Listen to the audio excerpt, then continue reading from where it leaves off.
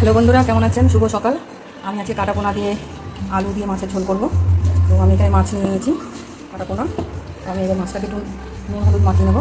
নুন দিয়ে দিলাম, হলুদ দিয়ে দিলাম, মাছটাকে মাখিয়ে নেব।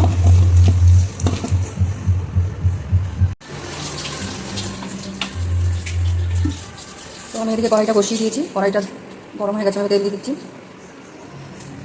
মাছটা ভেজে নেব।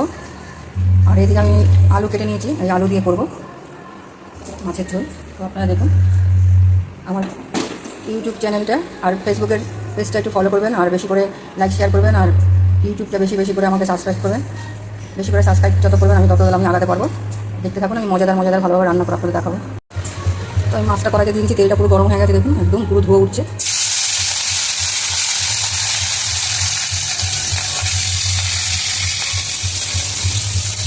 এইভাবে মাছগুলো ভেজে নেবো এক এক করে। তো দেখুন আমার মাছগুলো পুরো ভাজা হয়ে গেছে। আমি সব মাছগুলো তুলে নিয়েছি, কড়া করে ভাজা হয়ে গেছে, লাল লাল করে ভেজেছি।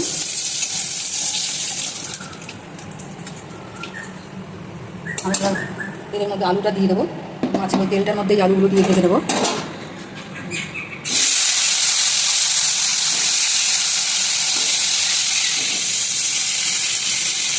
আমি দিয়ে দিচ্ছি।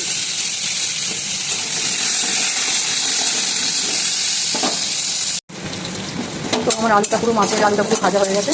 আমি এবার এটাকে একটু নামিয়ে নেবো, নামিয়ে নিলে মশলাটাকে কষাবো। তো আমি তেলের মধ্যে ফোড়ন দিয়ে দিচ্ছি, তেজপাতা, শুকনো লঙ্কা আর হলো গরম মশলা। এবার দিয়ে দিলাম কুচানো পেঁয়াজ, কুচিয়ে রেখেছিলাম।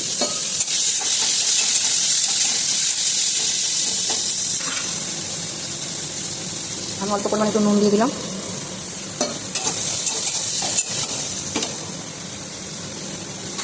তারপর আমি দিয়েছি টমেটো কুচানো।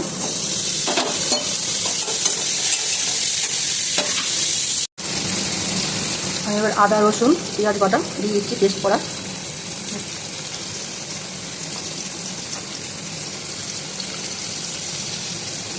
দিয়ে দিলাম জিরের গুঁড়ো, 3 চামচ জিরের গুঁড়ো, স্বাদ মতো লঙ্কার গুঁড়ো, 2 চামচ হলুদের গুঁড়ো,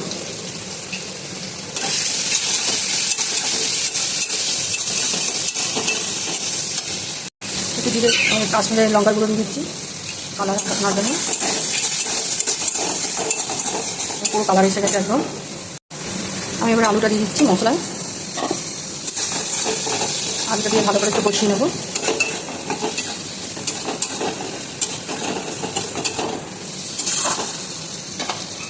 আমি একটু জল দিয়ে দিচ্ছি।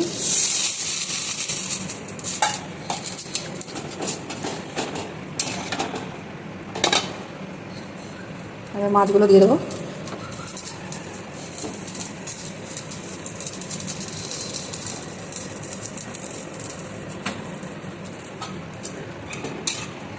ওগুলো ফুটতে ফুটতে আমি একটু ঢাকা দিয়ে দেবো।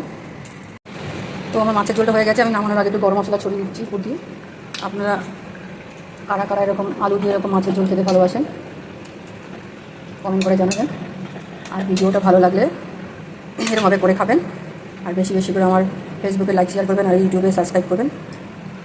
আমি ঝোলটা নামিয়ে নিচ্ছি। এবার ঝোলটাকে পুরো নামিয়ে নিয়েছি, দেখুন।